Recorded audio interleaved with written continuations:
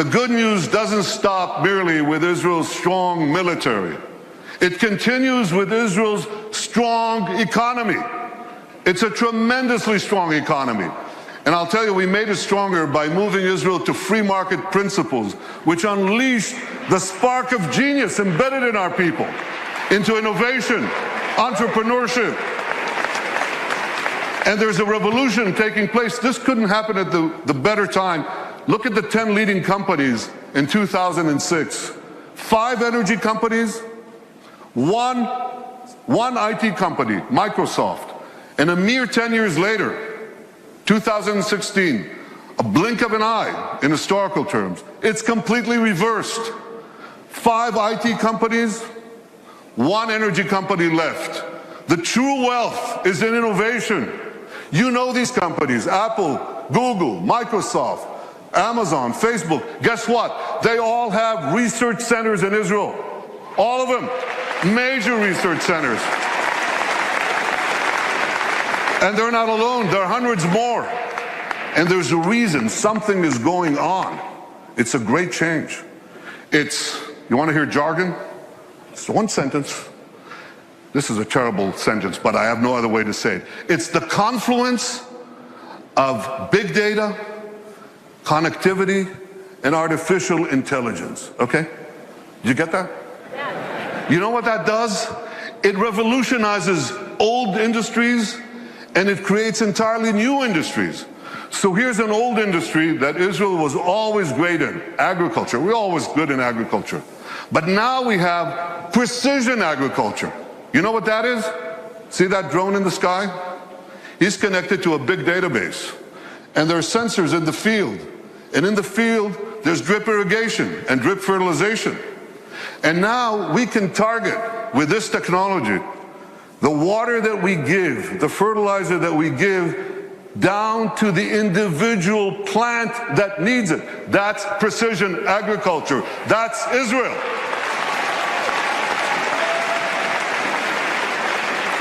Unbelievable. You know, we were always good in water. I want you to see how good we are. So we recycle almost 90% of our wastewater. The next country with less than 20% is Spain. You can see how Israel, what it does for water, what it does for the environment. So when you take these two things, agriculture and water, and the other technologies that we apply in both, we can change the world. We are. We are. I just heard about an African woman in Africa has to walk 8 hours a day to give water to her children. 4 hours one way to a well, 4 hours back. And a young Israeli company brought in this technology that improves on Moses. Remember Moses? He brought water from a rock. They bring water from thin air. They bring water to Africa, to millions of people in Africa. Israeli technology. And I was just recently in India. That's my friend, Prime Minister Narendra Modi. Great friend. I'm showing him cherry tomatoes. This is in Gujarat, India. This is Israeli technology. And what I heard there was fantastic. Farmers came from the region. There's an experimental farm there and a place where Israel gives technology know-how to Indian farmers. 65% of India's population are farmers. And one farmer after the other gets up and says, because of Israeli technology, I've increased my crop yields and my income 3 times, 4 times, 5 times. Israel is changing the world in India, in Asia, in Africa, in Latin America, everywhere. These are the old industries. Now there are new industries. Israel is literally, how can I say this? Israel is literally driving the world. I'm talking about autonomous vehicles. Israel is a world leader in autonomous vehicles. 500 tech companies that sprang out almost instantaneously. And one of them, Mobileye, up there on the left, was just sold to Intel for the paltry sum of $15 billion. But the interesting thing is that Intel said to them, Here are the keys to our 30 worldwide autonomous vehicle businesses. You run it. Israeli technology is driving the world. And one last industry, there are many more, but one more that you're all familiar with. You have bank accounts? You should. Okay. Well, you don't want anyone hacking into them, right? Or into your cars, or into the planes you ride. You need cyber security. Everybody needs cyber. Israel has become a world leader in cyber security. Look at how much they invest in the hundreds of Israeli startup companies, tremendous companies. But here's another factor that you should know. Israel's population is how much? Who knows? Class? 8 million. It's closer to 9, but it's about between 8 and 9 million. That's correct. And what percentage of that is of the world's population? Oh, come on. It's 1/10 of 1%. So what percentage do we get of the world global investment in cybersecurity, in private investment in cybersecurity? We're 1/10 of 1% of the world's population, and we get a whopping 20% of global private investment in cyber. We're punching 200 times above our weight.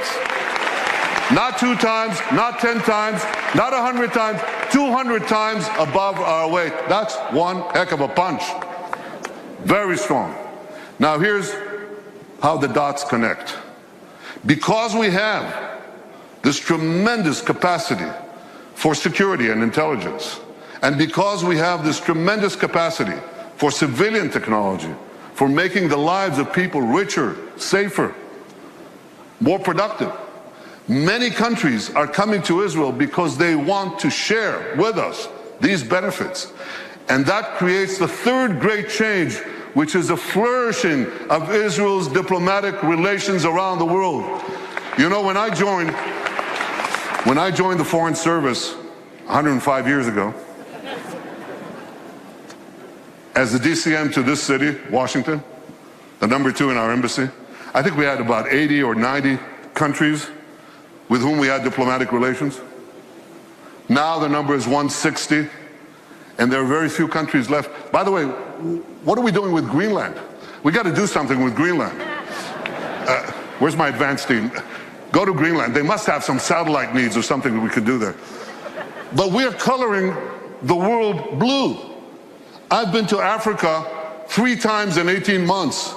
I've been to South America, Latin America. Can you imagine? In the 70 years of history of Israel, a prime minister of Israel never went south of Texas. I mean, I love Texas, but yeah, I do. But we went to Argentina. We went to Argentina, to Colombia, to Mexico, and they say, come back, we want more.